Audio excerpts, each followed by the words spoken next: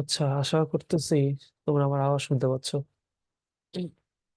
তো আমি নিজের খাটনি কমানোর জন্য তোমাদের এই যে বইটা আমি সরাসরি শেয়ার দিছি, হ্যাঁ। সেখানে মেনলি দাগানো আছে জিনিসপত্র, যেগুলো যেগুলো পড়াবো আর কি। আচ্ছা, আমরা আগের ক্লাস পর্যন্ত এইগুলা পড়ে আসছি। এগুলা পড়ছি আমরা আগের ক্লাসে। তো আমরা এই ক্লাসটাতে বেসিক্যালি থিওরি অফ ইভলিউশন পড়বো। এই যে এটা। তো প্রথমটা হচ্ছে ইভলিউশন বলতে আসলে কি বোঝায়, হ্যাঁ, ইভলিউশন মানেটা কি? ইভলিউশন মানে ইভলভ হওয়া কোনো কিছু। তো ইভলভ হওয়ার আরেকটা সিমিলার ওয়ার্ড তুমি যেটা বলতে পারো, এটা হচ্ছে রিডিজাইন হওয়া। রিডিজাইন হওয়া কোনো একটা এলিমেন্ট অথবা তার কোনো একটা অংশ বিশেষ আগে যেরকম ছিল বর্তমানে সেরকম থাকবে না, না থেকে একটু ডিফারেন্ট শেপ, কালার অথবা স্ট্রাকচারে তৈরি হবে। এটার নাম হচ্ছে ইভলিউশন। এটা একটা কমপ্লিট প্রাণীর ক্ষেত্রে হইতে পারে, অথবা একটা প্রাণীর পার্টের মধ্যে হইতে পারে। ইভেন এটা সেল পর্যন্ত হইতে পারে, যে একটা সেল ইভলিউশন হয়েছে, একটা পার্ট ইভলিউশন হয়েছে, একটা সেলের অর্গানিজম ইভলিউশন হতে পারে, বা একটা টিস্যু ইভলিউশন হইতে পারে। মানুষের ক্ষেত্রে ইভলিউশন অনেক আছে। যেরকম তুমি যদি প্রাচীন স্কাল গুলা খেয়াল করো, যেগুলা মানুষ মারা গেছিল, তাদের চোখের গর্ত, তাদের হাড়ের ডেন্সিটি, আমাদের হাড়ের ডেন্সিটি একটু ডিফারেন্ট। কিছু জিনিসে অবশ্যই আলাদা আলাদা থাকবে। এটা আসলে ইভলিউশনের মেইন কথা। তুমি একটু পরে গিয়ে পড়তে পারবা যে আহ, দুইটা প্রাণী কখনোই আসলে সেম হয় না। যেমন দুইটা টুইন যদি চিন্তা করো, দুইটা টুইন কোনোদিনই তাদেরকে সেম দেখতে পাবা না। অ্যাটলিস্ট সামান্য একটু হলেও তাদের মধ্যে ডিফারেন্স থাকবে। তার মানে পৃথিবীতে দুইটা জীব কখনোই সেম দেখতে হয় না, অবশ্যই তাদের মধ্যে একটু আর একটু ডিফারেন্স থাকবে। তো এই ডিফারেন্স আসলে কথাবার্তা বলা, তো আমরা যেটা দেখছি যে তুমি একটু এক্সাম্পল দিই তোমাকে। তোমাকে হয়তো একদিন আমি বলছিলাম যে মুরগি যেটা, মুরগি কিন্তু খুবই রিসেন্ট আমলে তৈরি হয়েছে, মানে কয়েক হাজার বছর আগে, 2000 বছর আগে আর 1500 বছর আগে। মুরগি কিন্তু আগে ছিল না। তার জায়গাতে ছিল ফাউল, যারা মুরগির আদি বংশ, মানে মুরগির পূর্বপুরুষ। তো কিছু কিছু ফাউল বর্তমানে বিভিন্ন অঞ্চলে পাওয়া যাচ্ছে, যেগুলো বর্তমানে এক্সটিংক্ট বলা যায়, এক্সটিংক্ট মানে প্রায় বিলুপ্তির পর্যায়ে। তবে কিছু কিছু ফাউল এখনো এক্সিস্ট করে, অল্প কিছু। আর তাদের প্রজাতি আর কি একদম আগেকার ফাউল না, তাদের কিছু প্রজাতি এক্সিস্ট করে। ইভেন এটাও বলা হয় যে টাইরানোসোরাস রেক্স, টি রেক্স যেটা, টি রেক্স গুলো সাধারণত হচ্ছে মানুষের মতো হাইটের, বা মানুষ থেকে একটু বড় হবে আর কি। তো এই হাইটের এক একটা যে প্রাণীগুলো ছিল কার্নিভোরাস, মানে মাংস খেয়ে বেড়াইতো, টি রেক্সেরই কোনো একটা প্রজাতি ইভলভ হয়ে ফাউল তৈরি করছে। আর সেখান থেকে আসলে আমাদের পরবর্তীতে মুরগিগুলা তৈরি হয়েছে। সো মুরগি কিন্তু একটা ডাইনোসরের প্রজাতি আমরা বলতে পারি। হ্যাঁ, এটা ইভলিউশনের কারণে তৈরি হয়েছে।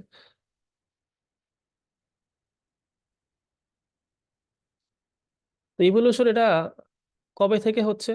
যেদিন থেকে সৃষ্টি শুরু হয়েছে সেদিন থেকে ইভলিউশন হচ্ছে। এবং এটা খুবই স্লো একটা প্রসেস, এবং অনেক আস্তে আস্তে আস্তে আস্তে হবে। কারণ হঠাৎ করে যদি কোনো চেঞ্জ আসে, তাহলে সেটা সবার চোখে পড়বে। ইভলিউশন এমন একটা জিনিস যেটা কখনো কারো চোখে পড়ে না, এটা খুবই স্লোলি স্লোলি ডেভেলপ করে।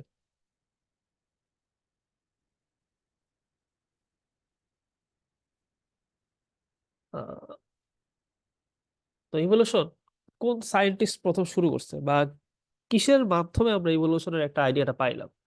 তো পৃথিবীতে প্রায়, আমি একটু আগের দিন বলছি যে 4 লক্ষ গাছ এবং প্রায় 13 লক্ষ প্রজাতির প্রাণী পাওয়া গেছে। তবে এই সংখ্যাটা কন্টিনিউয়াসলি বাড়তেছে, মানে প্রতিনিয়ত বিভিন্ন কিছু এক্সপ্লোর হচ্ছে, সেখান থেকে আমাদের এই নাম্বারগুলো বেড়ে যাচ্ছে আস্তে আস্তে। তার মানে এই প্রাণী যেগুলো আমরা এখন দেখতে পাচ্ছি, এগুলো আজ থেকে প্রায় 100 বছর ধরে আছে, বা 200 বছর ধরে আছে। এর আগে যেগুলো ছিল সেগুলো সম্পর্কে আমাদের জাস্ট হাইপোথেটিক্যাল বা কিছু বইয়ে যে কথাবার্তাগুলো বলা আছে সেগুলো লেখা আছে। এর বাহিরে তেমন কোনো আইডিয়া আমাদের নাই। অনেক পাখি ছিল যেগুলো বর্তমানে এক্সটিংক্ট পর্যায়ে, যেমন আমি তোমাকে শকুনের কথা বলছিলাম, মানে ভালচার। শকুন কিন্তু বর্তমানে বাংলাদেশে নাই বলা যায়, পৃথিবীতে অল্প কয়েকটা আছে, বিশেষ করে আফ্রিকার মরুভূমি অঞ্চলে অল্প কিছু পাওয়া যাচ্ছে, আফ্রিকা জঙ্গলগুলাতে। তবে ইন্ডিয়াতে কিছু আছে, বাংলাদেশে নাই বলা যায়। কিছু কিছু পাখি বর্তমানে এরকম প্রায় বিলুপ্তির পর্যায়ে, মানে এক্সটিংক্ট হবে হবে ভাব। তারপরে তুমি মিঠা পানির কুমির, যাকে আমরা বাংলায় ঘড়িয়াল বলে চিনি। হ্যাঁ, এই মিঠা পানির কুমির এগুলো, হ্যাঁ। সাধারণত কুমির কই থাকে? নদীতে, বা হচ্ছে কি বলে, যেখানে স্রোত থাকে, অনেক জলাভূমি যেখানে, মানে বদ্ধ পুকুর অঞ্চল, বদ্ধ জলাশয়, মানে কনফাইন্ড একটা ওয়াটার বডি। মানে স্রোত থাকলে কিন্তু কুমির থাকবে না, এটা একটা কথা। কুমির কখনোই স্রোত আলা জায়গায় থাকে না, কুমির থাকে হচ্ছে একটা বদ্ধ অঞ্চলে, যেখানে পানি আটকানো থাকে, যেরকম পুকুর, একটা বিল, এইসব জায়গায় তুমি কুমির পাবা।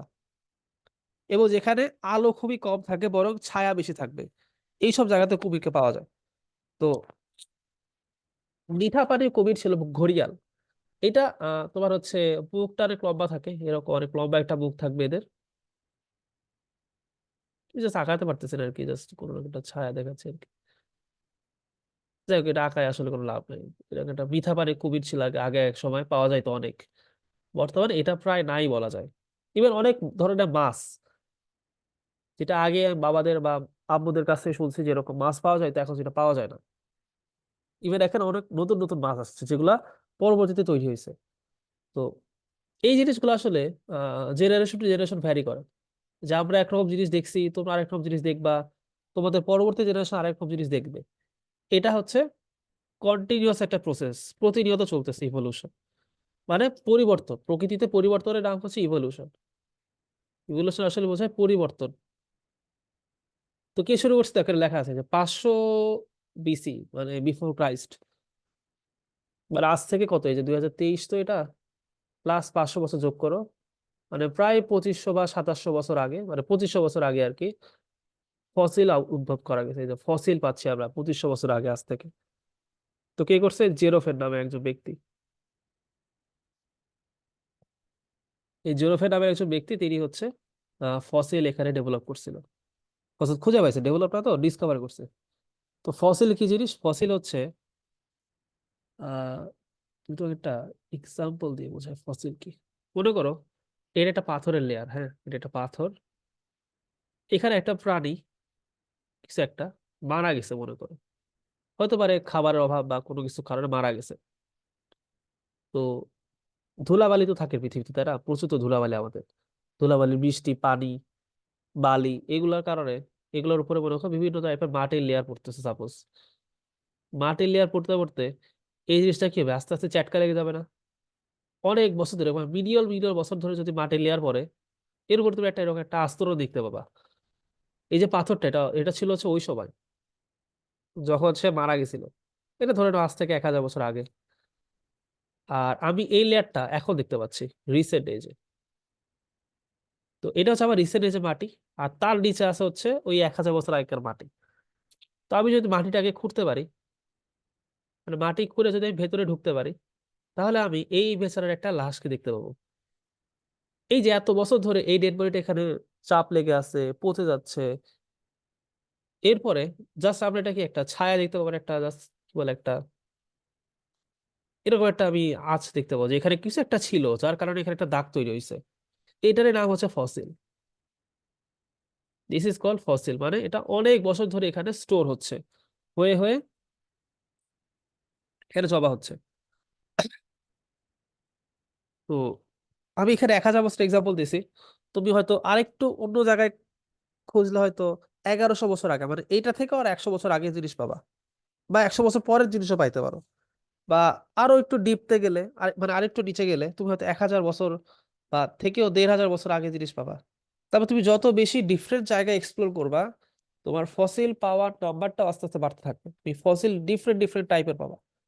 তো মনে করো তুমি আজ থেকে 100 বছর আগের আহ গরুর যে ফসিলটা পাইছো, আজ থেকে 200 বছর আগের গরুর ফসিল একটু ডিফারেন্ট হবে।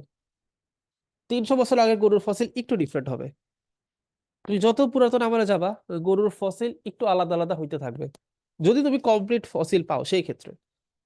তারপরে তুমি যদি একটা ফ্লো চার্ট বানাতে পারো যে আজ থেকে 500 বছর আগে গরু কেমন ছিল, তার মধ্যে কেমন চেঞ্জ হয়েছে আজ থেকে 400 বছর আগে, তার থেকে আরেকটু চেঞ্জ হয়ে 300 বছর আগে গরু হয়েছে, আরেকটু চেঞ্জ হয়ে 200 বছর আগে গরু হয়েছে, আরেকটু চেঞ্জ হয়ে 100 বছর আগে গরু হয়েছে, আর এখন আমাদের এখনকার গরু আছে। তো এই চেঞ্জ গুলা খোঁজার জন্য তোমাকে ফসিল গুলাকে স্টাডি করতে হবে, যে তুমি একটু দেখবো যে কমপ্লিট ফসিল গুলা আগে কেমন ছিল এখন কিরকম অবস্থা, লেন্থ গুলা মেজার করব, ডেনসিটি মেজার করব, ডেপথ মেজার করব, কয়টা হাড্ডি এখন আছে আগে কয়টা ছিল, কোন কোন জায়গাতে চেঞ্জ আসছে, এগুলো আমরা ওই হাড্ডি দেখলে বুঝতে পারবো।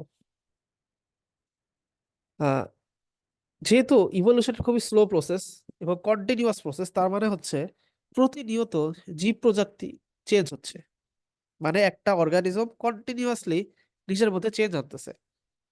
যেমন আমি খুব একটা কমন একটা এক্সাম্পল মানুষের ক্ষেত্রে মনে করো, তুমি বাংলাদেশে থাকো, তুমি যদি একটা চাইনিজকে বিয়ে করো, তাহলে তোমার বাচ্চার যে গ্রোথ হবে, আর তুমি যদি বাংলাদেশি হয় তুমি যদি একটা নেদারল্যান্ডের কাউকে বিয়ে করো, তোমার বাচ্চার যে গ্রোথ হবে, দুইটা কিন্তু কমপ্লিটলি ডিফারেন্ট, দুটো আলাদা জিনের কম্বিনেশন হচ্ছে। সো মানুষের মধ্যেও কিন্তু প্রতিনিয়ত অনেক রকমের ভ্যারাইটি তৈরি হচ্ছে, যেটা আসলে আহ চেঞ্জ হচ্ছে কন্টিনিউয়াসলি, মানুষের বৈশিষ্ট্য, মানুষের খাবার দাবার, বিহেভিয়ার, কথাবার্তা, প্রেফারেন্স মানে পছন্দ অপছন্দ, এগুলো কন্টিনিউয়াসলি চেঞ্জ হচ্ছে মানুষের মধ্যে। তো ওটা এখানে লেখা আছে আর কি। এরও প্রায় 100 বছর পর আর কি, যে জিরোফেনের এই ফসিল আবিষ্কারের প্রায় 100 বছর পরে আরিস্টটল তিনি বলল যে এই দেখেন লেখা আছে, the living kingdom there are some species which are more developed in comparison to other species. তার মানে একটা প্রজাতি তার সাথে কার অন্য আরেকটা প্রজাতি থেকে একটু ডেভেলপ থাকে। যেমন তুমি যদি কি বলে গরুর কথাই চিন্তা করো, দেশি গরুর মধ্যে আমি তোমাকে বলছিলাম যে দেশি গরুর রোগ প্রতিরোধ ক্ষমতা একটু বেশি, বাট তুমি যদি দেশি গরুর সাথে একটা মাংসওয়ালা স্বাস্থ্যসম্মত একটা শাহিওয়াল গরুকে মারামারি করতে দাও, দেশি গরু 2 মিনিটও টেকার ক্ষমতা নাই তার, শাহিওয়াল গরু শক্তির ইয়াতে জিতে যাবে। তার মানে হচ্ছে যে জিনিসটা শক্তিশালী, যেটা বেশি ডেভেলপ, সেটা আসলে বিভিন্ন দিক থেকে প্রেফার্ড থাকে, আগায় থাকে, অনেক দিক থেকে একটু অ্যাডভান্টেজ পায়। তো এটার কথা সে বলছে যে কিছু প্রজাতি থাকে যারা একটু বেশি ডেভেলপ থাকে অন্যদের তুলনায়। এই ডেভেলপ জিনিসগুলো সাধারণত পৃথিবীতে টিকে থাকে এবং তারা অ্যাডাপ্ট করতে পারে। যেমন তুমি যদি কি বলে গয়ালের কথা চিন্তা, গয়াল হচ্ছে গরু আর মহিষা মাঝখানে। হ্যাঁ, এটা আসলে বাইসন থেকে আসছে। বাইসন তো তুমি হয়তো দেখছো, যে মোটা গরুগুলা যাদের হচ্ছে শিং মোটা মোটা থাকে, আর ঘাড়ে মোটা লোম থাকে এবং স্বাস্থ্য এরকম মোটা হয়, বিশাল মোটা। তো এই বাইসন গুলা, একটু ছবি দেখাই তোমাকে বাইসনের থাকার কথা।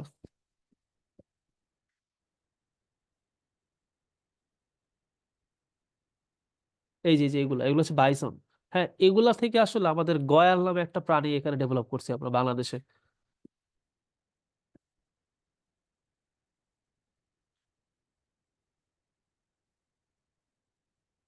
এই যে বাইসনের মতোই না অনেকটা। এটা হচ্ছে আমাদের দেশে পাওয়া যায়, এটা হচ্ছে পাহাড়ি অঞ্চলে পাওয়া যায়। তো এটা বলার কারণটা কি, বাইসন যেগুলা আগে এটা সাধারণত সাহারা মরুভূমি অঞ্চলের দিকে পাওয়া যেত। এগুলা তৃণভোজী প্রাণী। টেকটনিক মুভমেন্টের কারণে আমাদের এই কন্টিনেন্টাল প্লেট গুলা ড্রিফট হয়েছে, মানে একটু নড়ে গেছে, সরে গেছে একজন থেকে আরেকজন। আফ্রিকার প্লেট থেকে ইন্ডিয়ান প্লেট আমাদের একটু আলাদা হয়ে গেছে। এবং এখনো মজার বিষয় হচ্ছে আফ্রিকান প্লেটটা এখনো ডিভাইড হচ্ছে। তুমি যে কঙ্গোর কথা চিন্তা করো, কঙ্গোতে রিসেন্টলি বেশ কয়েকটা আর্থকোয়েক হয়েছে। কঙ্গো, সোমালিয়া ওই অঞ্চলে বেশ কয়েকটা আর্থকোয়েক দেখা যাচ্ছে। তো ওই আর্থকোয়েক গুলার কারণে কন্টিনেন্টাল প্লেট গুলা দুইজন সরে যাচ্ছে, ডাইভার্জিং ড্রিফট হচ্ছে ওখানে, যার ফলে এই আহ, আফ্রিকার মরুভূমি গুলাতে আহ লাভা উপচে পড়ে তোমার হচ্ছে এখানে এই আফ্রিকার কয়েকদিন পর দেখবে ভেঙে যাচ্ছে। তুমি দেখতে পাবা, এটা আল্লাহ যদি করে দেয় তুমি নিজে দেখতে পাবা। তো আগে যখন কন্টিনেন্টাল প্লেটের রিফট হয়েছে, তখন কিছু বাইসন হয়তো বাংলাদেশে চলে আসছে, হতে পারে বাংলাদেশে পাহাড়ি অঞ্চলগুলোতে চলে আসছে ইন্ডিয়ান প্লেটে। তো এসে তারা যখন দেখলো যে এখানকার টেম্পারেচারটা বেশি, খাবারের টাইপ ডিফারেন্ট হয়ে গেছে, তখন তারা সেখানে হ্যাবিচুয়েটেড হওয়ার ট্রাই করছে, করে বর্তমানে বাংলাদেশি গয়াল তৈরি করছে। এটা গরু আর মহিষের মাঝামাঝি দেখা যায় যে তাদের দেখতে। তো এই যে বাইসন থেকে যে ডেভেলপ হয়ে নতুন একটা প্রাণী তৈরি হলো, এই প্রাণীগুলাও আসলে আমরা বলতে পারি যে এরা কমপ্লেক্স থেকে সিম্পল হইতে পারে।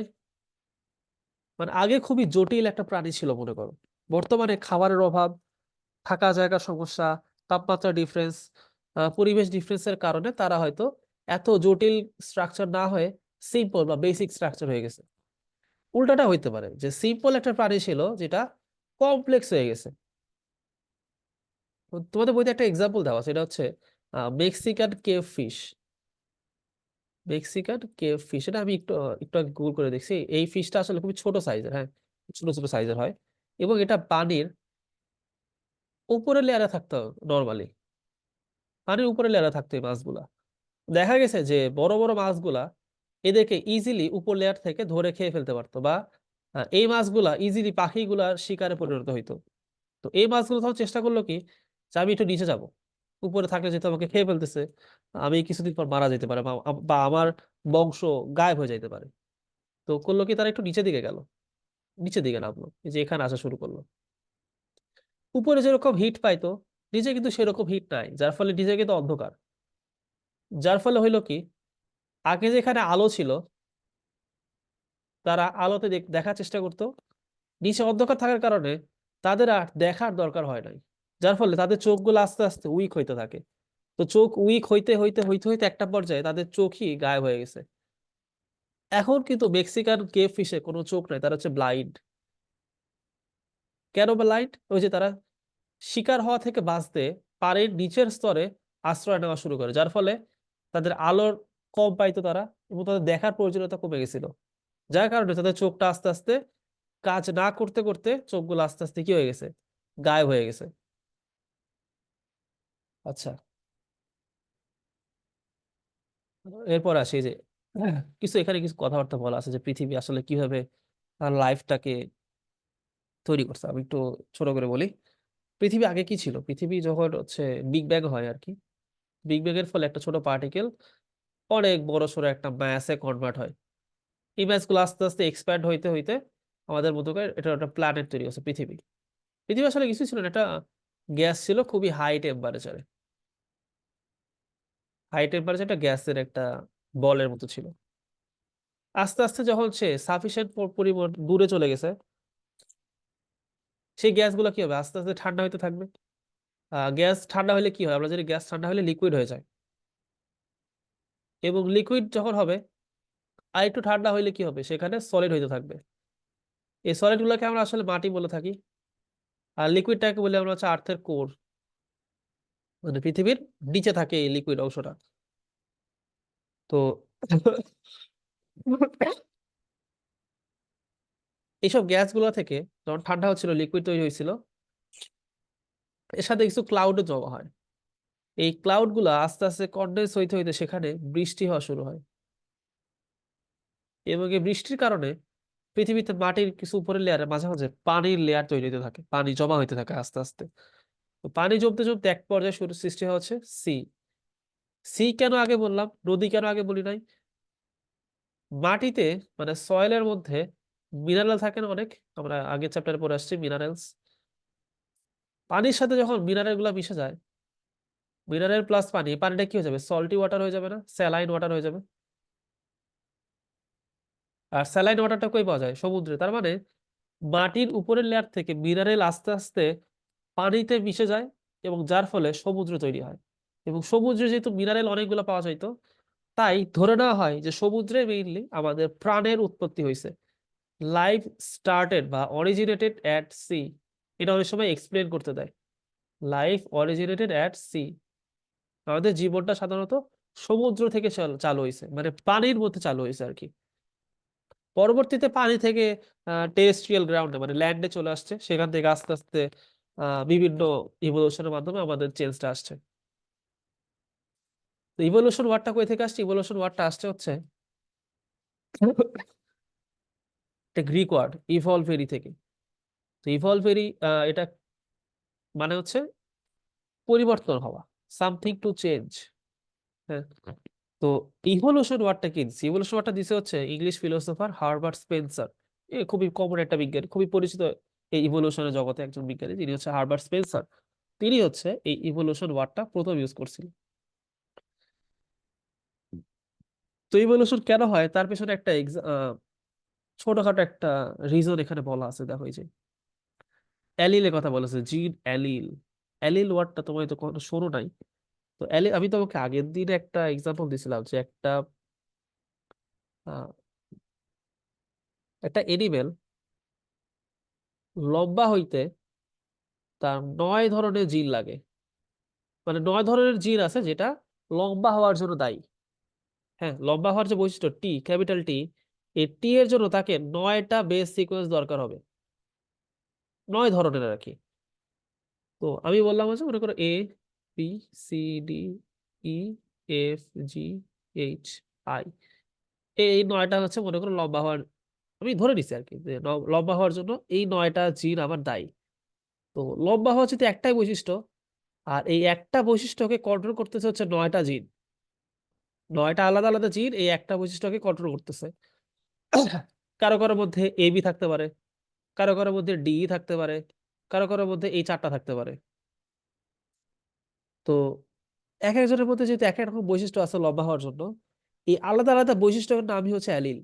এই প্রত্যেকটা আলাদা জিনিসের নামই হচ্ছে অ্যালিল বা অ্যালিলোমর্ফ বলা যায়। তার মানে ডিফারেন্ট কম্বিনেশন অফ জিন বা ডিফারেন্ট স্ট্রাকচার অফ জিন ফ্রিকোয়েন্সি। এই যে এর পরে বি আসা, এর পরে বি আসছে, এটা একটা ফ্রিকোয়েন্সি। বা শুধু এ বি না, তুমি যদি বেসিক হচ্ছে চিন্তা করো যে এ সি টি জি, মনে করো এটা হচ্ছে লম্বা হওয়ার একটা জিন। আরেকটা আছে মনে করো টি সি এ জি, এইটা আরেকটা জিন, মনে করো দুইটা লম্বা হওয়ার জন্য জিন। এটা ফ্রিকোয়েন্সি খেয়াল করো এ সি টি জি, আর এটা ফ্রিকোয়েন্সি খেয়াল করো টি সি এ জি, মানে সিকোয়েন্স আর কি। ফ্রিকোয়েন্সি বলতে আসলে সিকোয়েন্স বোঝাচ্ছি আমি। এই যে ফ্রিকোয়েন্সি বলতে বোঝা হচ্ছে সিকোয়েন্স। তো এই সিকোয়েন্স গুলা এক একটা হচ্ছে অ্যালিল বলা হচ্ছে এগুলাকে। যে জিন একটা মানে বৈশিষ্ট্য একটা লম্বা হওয়া, বাট লম্বা হওয়ার জন্য আলাদা আলাদা 9টা টাইপের ফ্রিকোয়েন্সি আমার আছে। এই ফ্রিকোয়েন্সি গুলোর নামই হচ্ছে অ্যালিল। তার মানে একটা বৈশিষ্ট্যের আন্ডারে অনেকগুলা অ্যালিল থাকতে পারে। আবার একটা অ্যালিল দিয়ে একটা বৈশিষ্ট্য হইতে পারে, এটাও হয়, সমস্যা নাই। তার মানে বৈশিষ্ট্য আসে হচ্ছে জিন থেকে। জিন যদি অনেকগুলো থাকে সেই জিনের নামটাই হয়ে যায় হচ্ছে অ্যালিল। আচ্ছা, আমরা অ্যালিল নিয়ে এত কিছু পড়া লাগবে, ইন্টারনেট উঠলে অ্যালিল নিয়ে অনেক কিছু পড়বা। আমরা এত ডিপলে যাবো না এখানে। একটু পরেরটাতে আসি। এই যে এখানে লেখা আছে যে life originating from the sea water. কেন? এখানে দুইটা রিজন দেওয়া আছে। একটা হচ্ছে ডিফারেন্ট মিনারেল পাওয়া যাচ্ছে এখানে, এবং কোনো কিছু অরিজিন হইতে হলে এমন না যে শুরুতে কমপ্লেক্স কিছু অরিজিন হবে, শুরুতে সিম্পল জিনিসগুলো অরিজিন হবে। সিম্পল থেকে আস্তে আস্তে তোমার হচ্ছে ট্রান্সলেশনের জীব তৈরি হবে। ট্রান্সলেশনের এলিমেন্ট থেকে আস্তে আস্তে কমপ্লেক্স এনিমেলের দিকে চলে আসবে। এই যে সিম্পল অনেক জিনিসগুলা সমুদ্রের মধ্যে এখনো পাওয়া যাচ্ছে। কিছু কিছু সিম্পল প্রাণী আছে যেগুলোকে আমরা এখনো এক্সপ্লোর করতে পারি নাই, কিছু কিছু এক্সপ্লোর করা গেছে। বিশেষ করে কোরাল রিফ যেগুলো আছে, যাকে আমরা প্রবাল প্রাচীর বলি, এই প্রবাল প্রাচীর অঞ্চলগুলোতে এইসব সিম্পল প্রাণী অনেক দেখা যায় সমুদ্রের মধ্যে। ওগুলো থেকে আস্তে আস্তে হচ্ছে আমাদের লাইফ জেনারেট করছে আর কি।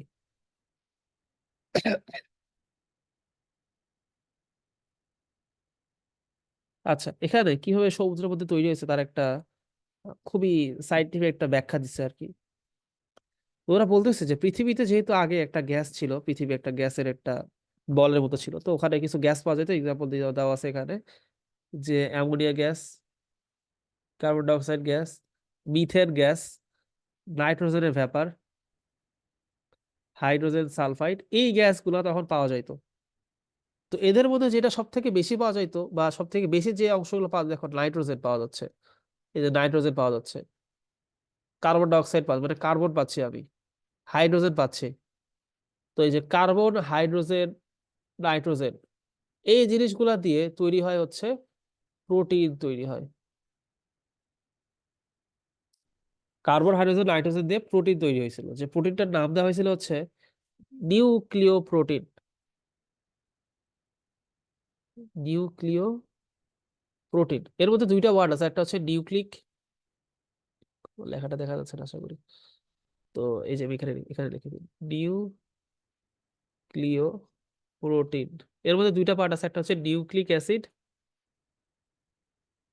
যেটা হচ্ছে নিউক্লিওটাইডের পলিমার, আর এটা হচ্ছে প্রোটিন। মানে অনেকগুলো প্রোটিন একত্র হয়ে একটা ডিএনএর সাথে মিলিত হয়ে তারা একটা খুবই সিম্পল প্রাণী তৈরি করে। নিউক্লিক অ্যাসিড মানে কি, ডিএনএ আরএনএ, সহজ কথায় ডিএনএ আরএনএ। আর প্রোটিনের সাথে মিলিত হয়ে একটা খুবই সিম্পল প্রাণী তৈরি করলো, যার নাম দেওয়া হয়েছে হচ্ছে ভাইরাস, বা এটা এখানে সম্ভবত প্রোটো ভাইরাস নাকি যেন নাম দিছে বইতে, এটাকে প্রোটো ভাইরাস বলতেছে ওরা। তো ফার্স্টে এরকম একটা প্রোটো ভাইরাস তৈরি হয়েছে, যে প্রোটো ভাইরাসের মধ্যে ছিল হচ্ছে কি জাস্ট নিউক্লিয় প্রোটিন। প্রোটো ভাইরাস থেকে আস্তে আস্তে বিভিন্ন ইভলিউশনের মাধ্যমে ভাইরাস তৈরি হয়েছে। ভাইরাস থেকে আস্তে আস্তে আমাদের ব্যাকটেরিয়া তৈরি হয়েছে। আসলে ব্যাকটেরিয়া ডিরেক্ট বলা যাবে না, প্রোটোজোয়া বলতে পারি আমরা, প্রোটোজোয়া হয়েছে এখানে, বইতে দেওয়া আছে, আমি জাস্ট লিখে দিচ্ছি আর কি। তো ব্যাকটেরিয়ার প্রোটোজোয়ার মধ্যে কিছু কিছু পার্ট আবার ইউনিসেলুলার হয়ে যায়, মানে একটা সেল তৈরি করে। ইউনিসেলুলার মানে অনলি একটা সেল থাকবে। এখান থেকে আস্তে আস্তে কিছু টিস্যু ফর্ম হওয়া শুরু হয়, এখানে টিস্যু লেভেলের অর্গানিজম তো চালু হয়। টিস্যু থেকে আস্তে আস্তে আমাদের মাল্টি সেলুলার অর্গানিজম, সেখান থেকে আসলে আমাদের একটা লিভিং বডি তৈরি হয়। তাহলে দেখো আমাদের আসলে উৎপত্তি কিন্তু এই যে একটা ভাইরাস থেকে, একটা প্রোটোভাইরাস থেকে আসলে এই পুরা পৃথিবী যতগুলো প্রাণী জগৎ সবগুলো তৈরি হয়েছে সায়েন্টিস্টের মতে। আমার মতে না, কিন্তু আমি কিন্তু কিছু বলি না এখানে, এটা হচ্ছে সায়েন্টিস্টরা বলতেছে। এর মধ্যে আরো কিছু স্টেপ তারা বলছে যে ব্যাকটেরিয়া থেকে, ব্যাকটেরিয়া গুলো কি ছিল, ব্যাকটেরিয়ার পর্যায়ে হচ্ছে প্রোক্যারিওটিক সেল, মানে যাদের নিউক্লিয়াসটা ভালো ছিল না, উইকার নিউক্লিয়াস ছিল, দুর্বল নিউক্লিয়াস ছিল যাদের। আর ব্যাকটেরিয়া প্রোটোজোয়া যখন দুর্বল নিউক্লিয়াসের, তো তাদেরকে প্রকৃতিতে টিকে থাকতে হলে ফিট হইতে হবে, একটু শক্তিশালী হইতে হবে, তাদের নিউক্লিয়াসটাকে একটু ভালো করতে হবে। তখন চালু হলো হচ্ছে ইউক্যারিওটিক সেল, মানে যাদের নিউক্লিয়াসটা ভালো। তো এরকম কোটি কোটি ইউক্যারিওটিক সেল তৈরি হয়েছে বর্তমানে। তো আমাদের এই পুরা পৃথিবীতে আসলে মোটামুটি ইউক্যারিওটিক সেলেরই আসলে ডমিনেন্সটা বেশি। প্রোক্যারিওটিক সেলগুলো খুবই রেয়ার কেস যে পাচ্ছি আমরা পৃথিবীতে। তো মাটিতে কিছু প্রোক্যারিওটিক সেল পাওয়া যায়, আর কিছু পাওয়া যাচ্ছে হচ্ছে সমুদ্রের মধ্যে। যেহেতু সমুদ্রের মধ্যে অনেক সিম্পল কিছু প্রাণী পাওয়া যাচ্ছে প্রোক্যারিওটিক লেভেলের, তাই আমরা ধরে নিচ্ছি যে সমুদ্র থেকে হয়তো প্রাণের উৎপত্তি হইতে পারে। কারণ তুমি একটা কিছুকে লিভিং বলবা, তার পিছনে কিছু যুক্তি থাকা লাগবে।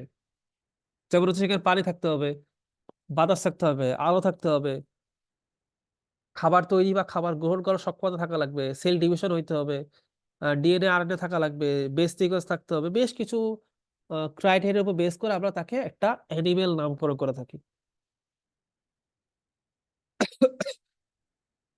আমাদের এই জায়গাতে একটা খুব, মানে কি বলে, টিপিক্যাল একটা এক্সাম্পল দেখা রয়েছে যে কার থেকে কি ডেভেলপ করছে। এটা আসলে দেখো, এটা একদম স্ট্রেট লাইন কখনোই হয় নাই। দেখো এই যে স্ট্রেট লাইনটা দিচ্ছি আমি, এদিকে একটা ব্রাঞ্চ বের হয়েছে, এখানে আরেকটা আরেকটা ব্রাঞ্চ, এখানে আরেকটা ব্রাঞ্চ, এই রুট থেকে আরেকটা ব্রাঞ্চ তৈরি হয়েছে, এখানে আরো কিছু, এখানে আরেকটা, এখানে গিয়ে দুইটা আলাদা ভাগ হয়েছে, এখানে একটা, এদিকে একটা, এদিকে একটা, এই উপর দিয়ে আরেকটা, এই সাইড দিয়ে একটা, এদিক থেকে একটা, এই একটা লাইন আবার তিনটা লাইনে ভাগ হয়েছে।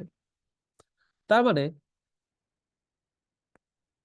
অ্যাজ এ হোল তুমি যদি চিন্তা করো, ইভলিউশন কখনো একটা স্ট্রেট লাইনে হয় না, যে এটা পরে এটা, তারপর এটা, তারপর এটা, তারপর এটা। এইরকম ইভলিউশন কখনোই হয় না। এটা একটা কমপ্লেক্স প্রসেস, যে হতে পারে যে দুই তিনটা স্টেপ ওভারকাম করে চলে গেছে। মনে করো তোমার হচ্ছে, আমি যদি একটু লিখে রাখি যে 1 2 3 4 5 6 7 8 9টা স্টেপ লিখলাম আমি। তো এমন হইতে পারে যে 1 থেকে 2 হয়েছে, 2 থেকে 3 হয়েছে, 3 থেকে 4 হয়েছে, 4 থেকে গিয়ে 6 হয়েছে, 6 থেকে 7, 7 থেকে 9 হয়েছে, এরকম হইতে পারে। বা 1 থেকে আগে সরাসরি 4 হয়েছে, দেন 5 6 7, তারপর 8, তারপর 9 হয়েছে। বা হতে পারে যে 1 থেকে 2 সিরিয়ালে আসলো, তারপর 2 থেকে সরাসরি তোমার এখানে 8-এ চলে আসছে। এমন হইতে পারে, তার মানে এটা একটা কমপ্লেক্স প্রসেস। আবার এমন হইতে পারে যে তোমার 1 থেকে নামতেছে, 2-এ গেল, 3-এ গেল, 4-এ গেল, 5 থেকে আবার শুরু করে 4-এ আসছে, 4 থেকে আবার 2 3 স্টেপ পরে 7-এ আসছে, 7 থেকে আবার এদিকে চলে আসছে। এমন হইতে পারে। তার মানে এদের মধ্যে ইন্টার কনভার্সন হতেই পারে। এটাই আসলে বোঝাচ্ছে যে ইভলিউশন আসলে কখনোই একটা স্ট্রেট লাইনে হয় না, এটা একটা খুবই কমপ্লিকেটেড এবং ডাইভার্সিফাইড ওয়েতে হয়। এটা অনেক সময় এক্সপ্লেন করতে বলে, এইখানে কিছু কথাবার্তা বলা আছে, এগুলো একটু লিখবা। আচ্ছা, আমি একটু পরেরটাতে যাই। এই যে আসলে ডারউইনের থিওরি নিয়ে, যেটা নিয়ে আসলে আমাদের এত সন্দেহ হয় আর কি। ডারউইন আসলে কি বলছিল এবং আমরা কি বুঝছি এবং আমরা কাকে কি বোঝাচ্ছি। ডারউইন কখনোই বলে নাই যে মানুষ বানর থেকে আসছে। ডারউইন বলছে যে বানর এবং মানুষের মধ্যে যেহেতু সিমিলারিটি আছে, তাই আমি ধরে নিচ্ছি হয়তো আমাদের পূর্বপুরুষ একই রকম ছিল, হতে পারে, হবেই এরকম কিছু বলে নাই, হতে পারে। তো তার এত মতবাদে এত ভিত্তি কেন এত স্ট্রং? ইভলিউশন। ডারউইনের মতে যারা দেখতে সিমিলার, জন্ম সিমিলার ভাবে হয়, বেড়ে উঠছে সিমিলার ভাবে, স্ট্রাকচার সিমিলার, তারা একই রুট থেকে আসছে, এটা ডারউইন মনে করত। এটা যে কোনো একটা সাধারণ মানুষের কমন সেন্সের মধ্যে তো থাকা উচিত যে একটা প্রাণী যেভাবে ডেভেলপ করে তার বংশ থেকে সিমিলার টাইপের চেহারার বা ভাই বা বোন গুলা বের হবে।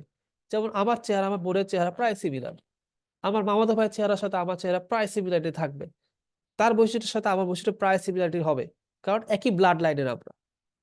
তো এই জন্য তারা ধরে নিছে যে হয়তো আমাদের উৎপত্তি কোনো না কোনো ভাবে কানেক্টেড ছিল, কানেক্টেড হয়তো থাকতে পারে। এটা ডারউইনের মতবাদ ছিল, বাট সে এটা কখনোই জোর দিয়ে বলে নাই।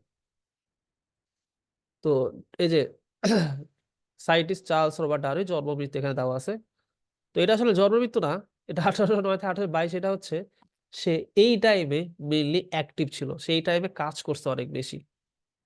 হ্যাঁ, তো এই টাইমে কি কি কাজ করছে? তিনি হচ্ছে বিভিন্ন দেশ ঘুরতো, জাহাজে করে বিভিন্ন দেশ ঘুরে আসতো। Galapagos, Pacific ocean, Atlantic ocean, এইসব জায়গাগুলো সে ঘুরে আসছে এবং ঘুরে এসে বেশ কিছু প্রাণীর স্যাম্পল কালেক্ট করছে। তো এই আইডিয়া তাকে কে দিছে? তার এক বন্ধু ছিল যার নাম হচ্ছে আলফ্রেড রাসেল ওয়ালেস। খুবই বলতে পারো যে আনলাকি একজন বিজ্ঞানী, যাকে আমরা বায়োলজির ভাষায় নিকোলা টেসলা যেরকম ফিজিক্সের আনলাকি একজন সায়েন্টিস্ট, বায়োলজির একজন আনলাকি সায়েন্টিস্ট হচ্ছে ওয়ালেস। পপুলেশন থিওরি কারণে তিনি অনেক বেশি বিখ্যাত, যে কিভাবে আহ বংশবৃদ্ধি হয়, কিভাবে আহ একটা দেশে জনসংখ্যা বাড়তে থাকে, এই সব জিনিসগুলোর কারণে তিনি অনেক বিখ্যাত। তবে তিনি বায়োলজিতে এবং ইভলিউশনে অনেক বেশি অবদান রাখছে আসলে। এই ওয়ালেস আর ডারউইন ছিল বৌদ্ধ মানুষ। তো ওয়ালেসের একটা প্রজেক্ট ছিল, তিনি আসলে এনিমেল কালেক্ট করতে গেছিল, তো কোনো কারণে তার জাহাজটা আসলে আহ নষ্ট হয়ে যায়, তার এনিমেল স্পেসিস গুলো সবগুলো ধ্বংস হয়ে যায়। তো তারপরে তিনি আসলে তার প্রজেক্টটা কন্টিনিউ করতে পারেননি, বিশেষ করে ফসিল কালেক্টের জন্য। এই হচ্ছে ওয়ালেস অনেক বিখ্যাত, তুমি যদি বিভিন্ন ইভলিউশনের জার্নাল পড়ো দেখবা যে তার অনেক গুরুত্ব দেওয়া আছে এখানে। তো ওয়ালেস থেকে এই ডারউইন এই বুদ্ধি পাইছে যে আমি আসলে বায়োলজিতে আমি নিজের ইফেক্ট দেখাইতে পারি, নিজের কন্ট্রিবিউশন করতে পারি বায়োলজিতে। তো তিনি আসলে অনেকগুলো ডাটা কালেক্ট করলো বিভিন্ন প্রাণীর ছবি, তাদের স্পেসিস এর গঠন, স্ট্রাকচার, খাবার দাবার, কোন পরিবেশে থাকে, সবকিছু একদম এক্স্যাক্টলি গবেষণা করে তিনি একটা বই বানায় নিয়ে আসছে। যে বইয়ের নাম ছিল, এই যেগুলো লেখা আছে, origin of species by means of natural selection. Origin, ভালো করে নামটা খেয়াল করো, অরিজিন অফ স্পেসিস মানে একটা প্রজাতি কিভাবে তৈরি হলো, অরিজিনেট হইলো কিভাবে, কিসের মাধ্যমে অরিজিন হয়েছে? ন্যাচারাল সিলেকশন, প্রকৃতির নির্বাচনের মাধ্যমে। প্রকৃতি তাকে সিলেক্ট করে দিচ্ছে যে এই প্রজাতি টিকে থাকবে। তো এইটাই সে আসলে খুবই জোর দিয়ে এখানে বলার চেষ্টা করছে তার এই কাহিনীতে। তো এটা মনে করে দেখো, এখানে লেখা আছে, the success of Darwin was that he developed a mechanism based on scientific data and proof which could explain all matters related to evolution. মানে তার কাছে ডাটা ছিল, প্রুফ ছিল, ছবি ছিল, যেটার বেসিসে সে বলতে পারতো হ্যাঁ, যে হ্যাঁ, এইভাবে আস্তে আস্তে ইভলিউশন হয়েছে। যেমন ধর প্রজাপতি, বাটারফ্লাই, আমি যদি একটা জঙ্গল থেকে প্রায় 10 রকমের বাটারফ্লাই নিয়ে আসি, কারো হয়তো অ্যান্টেনা 2টা থাকবে, কারো হয়তো অ্যান্টেনা 4টা থাকবে, কারো হয়তো চোখের নাম্বার 3টা থাকবে, কারো চোখের নাম্বার 2টা থাকবে, কারো সাইজ একটু বড়, কারো সাইজ ছোট, কেউ থাকে হচ্ছে তাল গাছে, কেউ থাকে মাটিতে, কেউ থাকে পানিতে বা কচুরিপানার মধ্যে, ডিফারেন্ট জায়গাতে তাদের বসবাস থাকতে পারে। তো এগুলোর বেসিসে তিনি হচ্ছে পুরো ডাটা সহ একটা বিশাল বড় বই বানায় নিয়ে আসছে। এবং তিনি ওই যে রাসেল যে কাজটা করতে পারেনি তিনি সেই কাজটা করে দেখাইছে, যার কারণে এই বইটা খুবই দ্রুত বিক্রি হয়ে গেছিল। খুবই ফাস্ট সোল বলতে পারো, যে বেস্ট সেলার বই ওই সময়কার। Original species by means of natural selection, মানে বায়োলজির জগতে এতগুলা এনিমেলের একটা সংগ্রহশালা, যেরকম উইকিপিডিয়া বলি না আমরা, যে কোনো কিছু ডেফিনেশন পাওয়া যায়, এরকম একটা বড় সড়ো একটা বিশাল বড় বই সে বানায় নিয়ে আসছে, যেটা বায়োলজির জগতে একটা বড় কন্ট্রিবিউশন ছিল, যার কারণে তার এত নাম আসলে।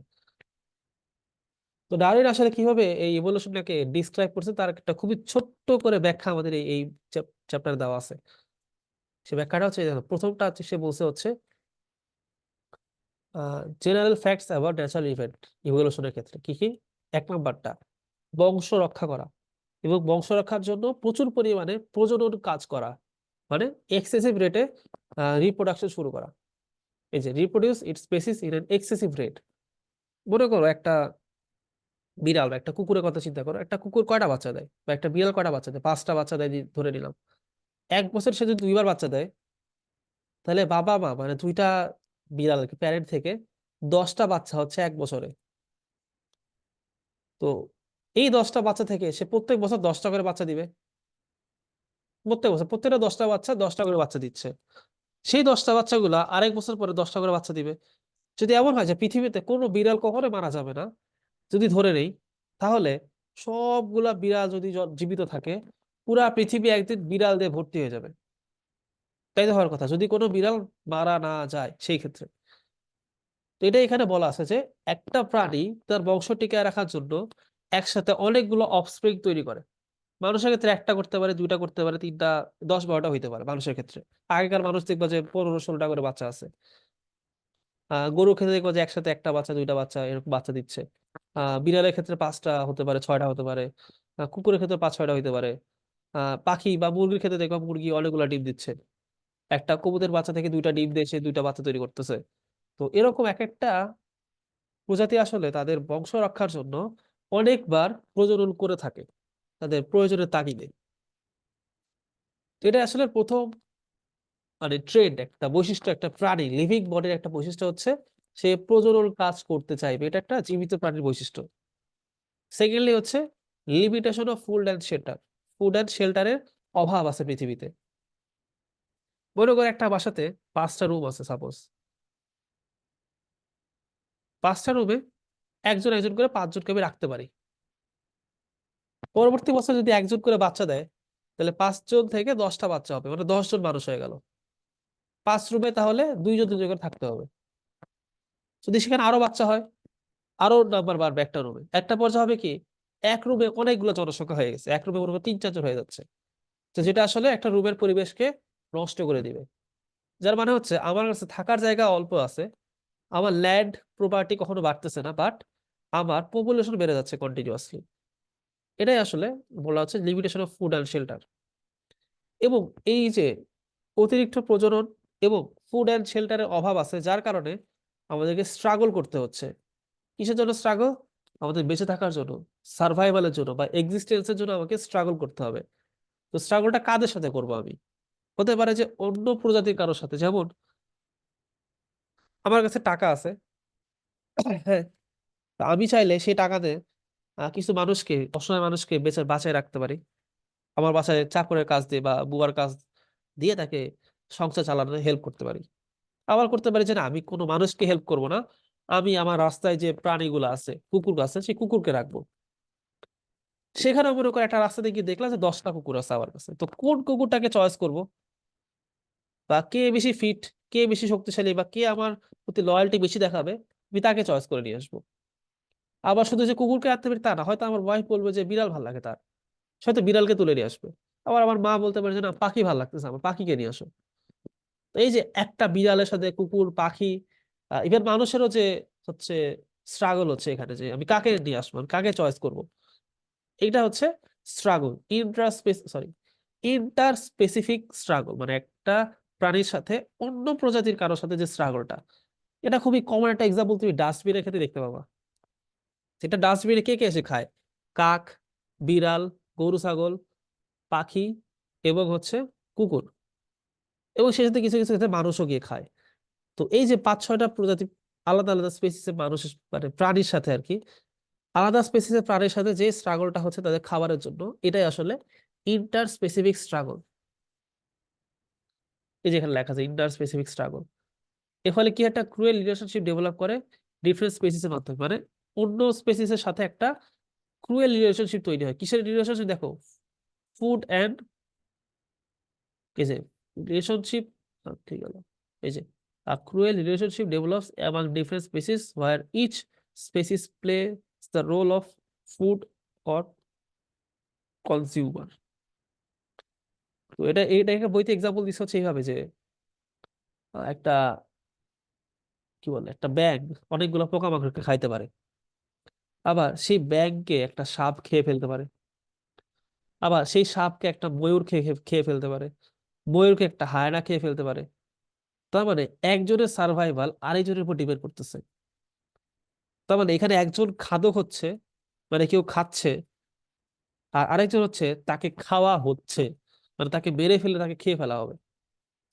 এটা একটা ক্রুয়েল রিলেশনশিপ এখানে তৈরি হয়। একটা আছে ইন্ট্রা স্পেসিফিক স্ট্রাগল, মানে নিজেদের মধ্যে একটা স্ট্রাগল আর কি। তো মনে করো আমার কাছে হচ্ছে 5 শতক জায়গা আছে, হ্যাঁ, 5 শতক বা হচ্ছে আমার 1 একর জায়গা আছে আমার কাছে, ধরে নাও, বা 5 শতক, 5 শতক ধরে নাও, ছোট একটা জায়গা ধরে নাও আমার কাছে, একটা জমি আছে এরকম। তো এই জমিতে আমি যদি 10 মণ ধান বানাইতে পারি, তাহলে সে 10 মণ ধান দিয়ে আমি কয়টা পরিবার চালাতে পারবো? হতে পারে যে 10 মণ ধান আমি 10টা পরিবার চালাচ্ছি। 20টা পরিবার চালাতে হলে প্রত্যেক পরে কতটুকু করে ধান পাবে? আধা মণ করে ধান পাবে, যেটাতে সর্বোচ্চ 1 মাস চলবে। আমি যদি পরিবারের নাম্বারটা আরেকটু বাড়াই দিই, 40টা বা 50টা পরিবার দেই, তাহলে প্রত্যেকটা পরিবার ধানের পরিমাণটা কিন্তু কম করে পাবে, যার ফলে তাদের বেঁচে থাকা কিন্তু আসলে একটা স্ট্রাগলের মধ্যে পড়ে যাবে। ঠিক তেমনি এখানে একটা এক্সাম্পল দেওয়া আছে যে, এই যে এখানে দেওয়া আছে দেখো,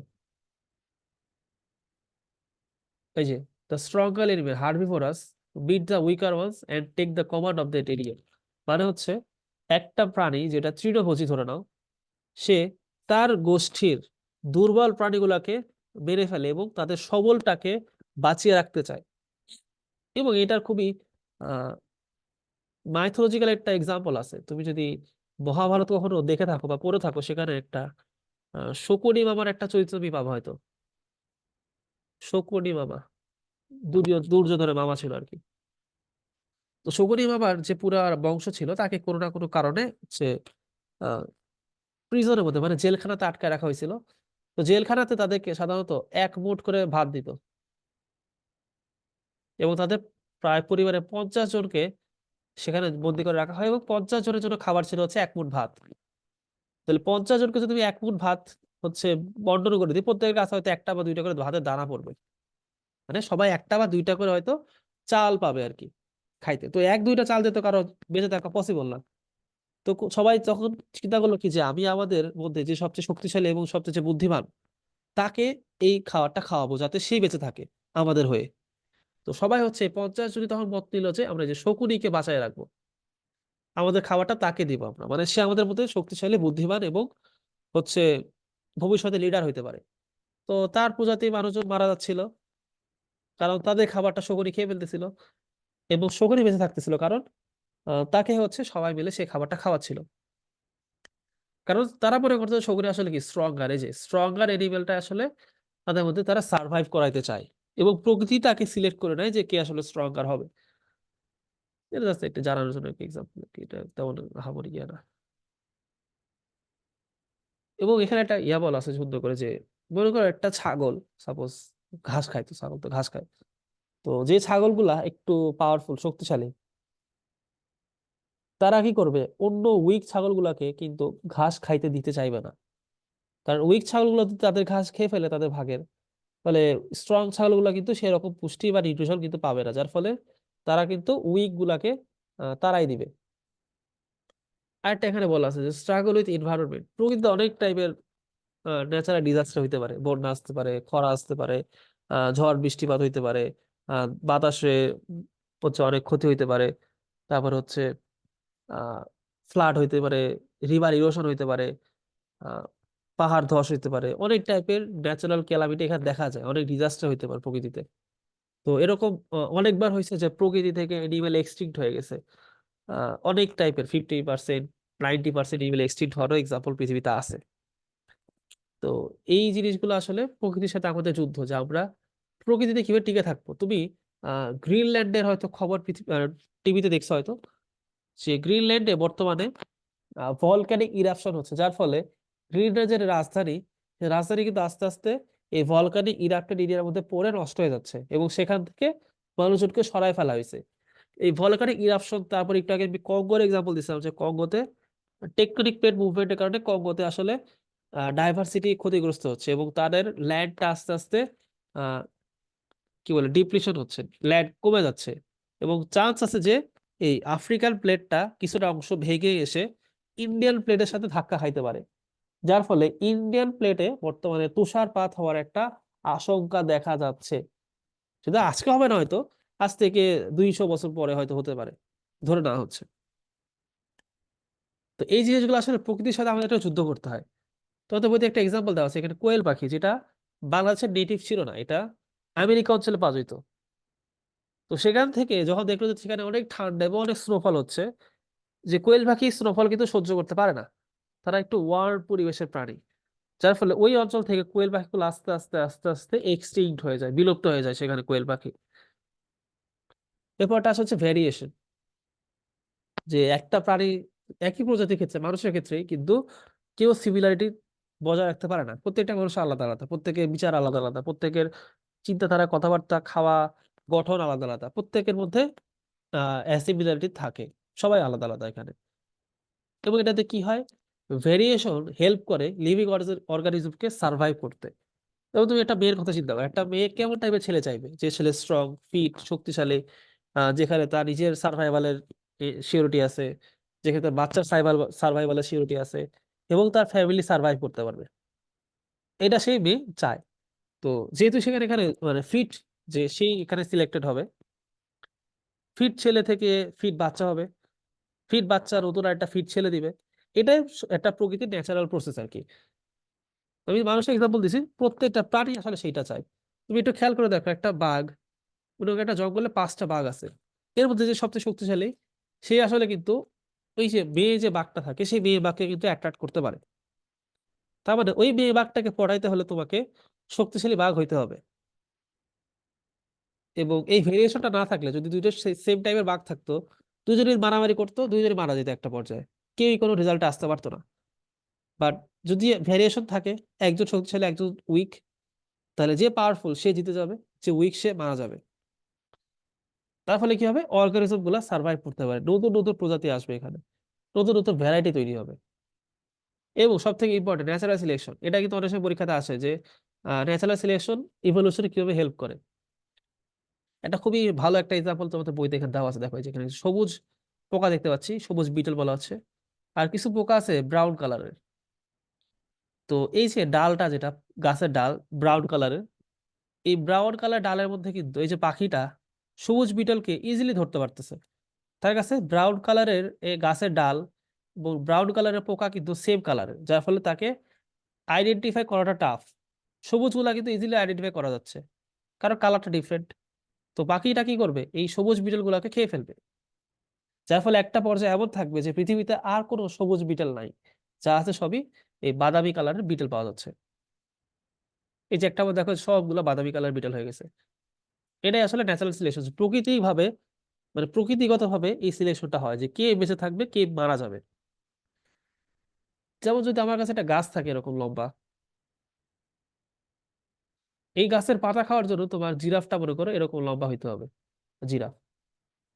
তো যে জিরাফের গলাটা একটু ছোট, এইটুকু গলা যার, সে কিন্তু এই পাতা কিন্তু খাইতে পারতেছে না, যার ফলে এই জিরাফটা খাবারের অভাবে কিন্তু একটা পর্যায়ে মারা যাবে।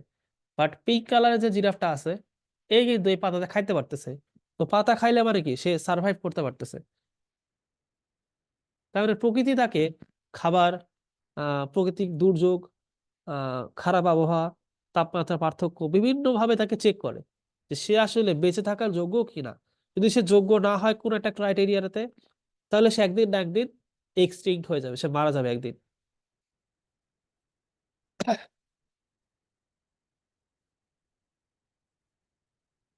আচ্ছা, এরপরে আসি। ন্যাচারাল সিলেকশনটা কিন্তু পরীক্ষাতে আসে। আমি এটা যদি বেশি ইয়া করতেছি না, ডেফিনেশন আমি লিখে রাখছি, ডেফিনেশনটা কিন্তু পরীক্ষাতে আসবে। এবং এই যে এখানে বলা আছে যে the organisms which can win the competition in struggling through adaptation is selected by nature and reproduce at a greater rate। যার মানে হচ্ছে যে প্রজাতিটা, যে প্রাণী হতে পারে, বাঘ হতে পারে, সিংহ হতে পারে, হরিণ হতে পারে, গরু, যেটা প্রকৃতিতে বেঁচে থাকা লড়াইতে টিকে গেছে, সেই আসলে তার ফিমেল যে পার্টনার থাকবে, হতে পারে তার ওয়াইফ, তার মানে মেয়ে মেয়ে বাঘ আর কি, মেয়ে গরু বা মেয়ে ছাগল আর কি, সেই ছাগলের সাথে আহ রিপ্রোডাকশন করতে পারে, বিয়ে করতে পারে, তাদের সাথে বাচ্চা কাচ্চা হবে, এবং তাদের পপুলেশনটা আস্তে আস্তে বাড়তে থাকবে। আর যে বেচারা সিলেক্ট হতে পারলো না, সে হয়তো শোকে কষ্টে একদিন মারা যাবে।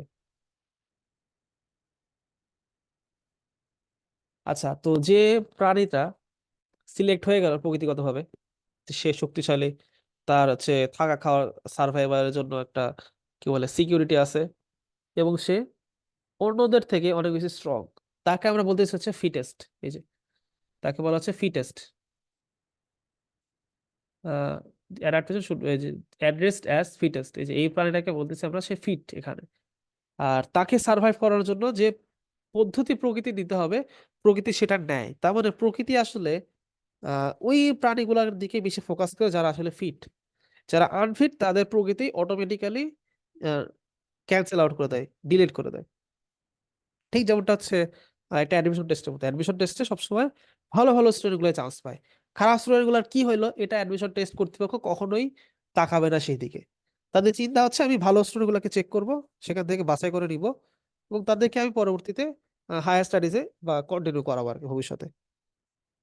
তো এই জন্য বলা হচ্ছে সার্ভাইভাল অফ দি ফিটেস্ট। আর একবার তুমি যদি ফিটেস্ট প্রুফ করতে পারো নিজেকে, তাহলে প্রকৃতি তোমাকে হচ্ছে তোমাকে বাঁচায় রাখবে। আচ্ছা, তোমার মধ্যে যে ভ্যারাইটি গুলো আছে, এগুলো সাধারণত বংশ পরম্পরায় ট্রান্সফার হবে। তার মানে তুমি যদি ফিট থাকো, তোমার বাচ্চা কাচ্চা একদিন ফিট হবে।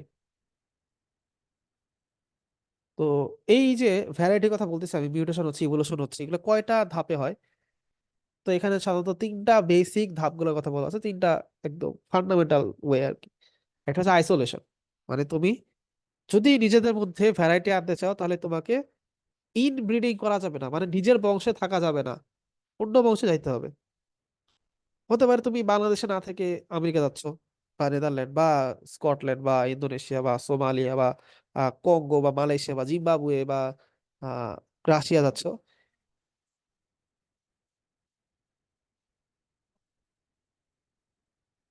আচ্ছা, তুমি যখন নিজের বংশ থেকে বের হয়ে অন্য জায়গাতে যাচ্ছ, হতে পারে তোমার বংশ থেকে বের হয়ে তুমি অনেকটা বংশে গিয়ে বিয়ে করতেছো, বা তুমি বাংলাদেশ থেকে বের হয়ে ইন্ডিয়া থেকে কারোর সাথে বিয়ে করতেছো, বা ইন্ডিয়াতে অনেকগুলো প্রদেশ দেখবা, তুমি কলকাতাতে থাকো, তুমি হয়তো বিয়ে করছো হচ্ছে পাঞ্জাবের কারোর সাথে, বা তুমি হচ্ছে ব্যাঙ্গালোরে থাকো, তুমি বিয়ে করছো হচ্ছে সাপোজ চেন্নাইতে কোনো জায়গাতে। তো তুমি যখনই তোমার গ্রুপ থেকে আলাদা হয়ে যাচ্ছ, দ্যাট ইজ কল আইসোলেশন। আইসোলেশনের মাধ্যমে বিভিন্ন স্পেসিসের মধ্যে ভ্যারাইটি তৈরি হতে পারে। এরপর আসে হচ্ছে হাইব্রিডাইজেশন, মানে হচ্ছে তুমি তোমার বৈশিষ্ট্যগুলোকে কম্বাইন করতেছো কারোর সাথে, হাইব্রিড করতেছো, যেরকম আমের ক্ষেত্রে করা হচ্ছে ম্যাঙ্গো। আহ অনেকগুলো আম, গোপাল ভোগ আম আছে, তারপর হচ্ছে রূপালী আম পাওয়া যাচ্ছে, কি আরো কিছু নাম আছে না, আহ বিভিন্ন টাইপের আমের নাম আছে দেখবা। তো এই এই নামগুলা কিন্তু আসলে হাড়িভাঙা আম আছে।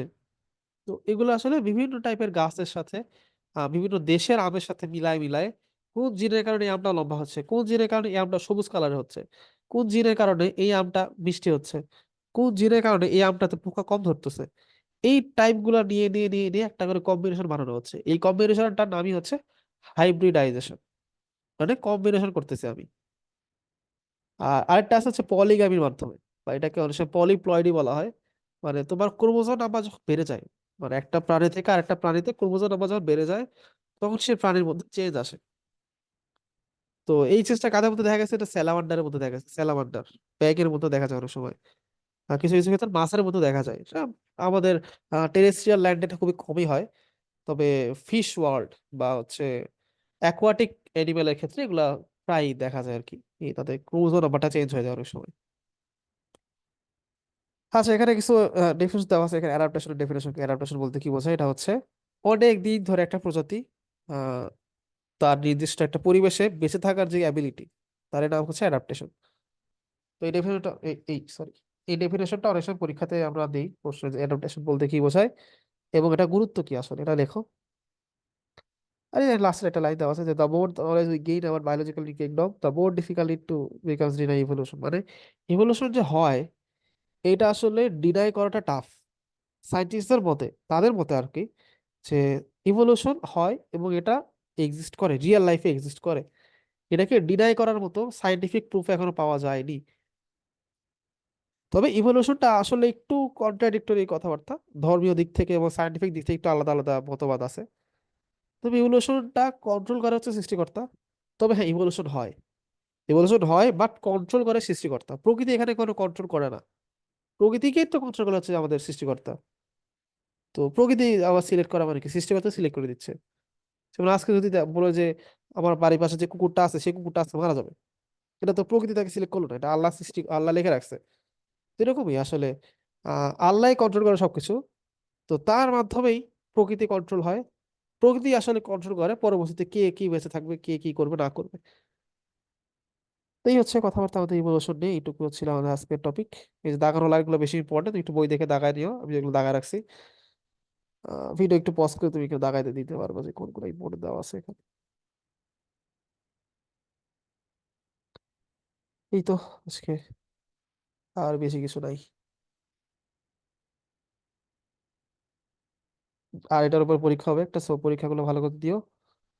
সিকিউ আসবে অবশ্যই, এই টপিক থেকে আমি একটা দিতে পারি প্রশ্ন। তো একটু ভালো করে পড়ো, ঠিক আছে?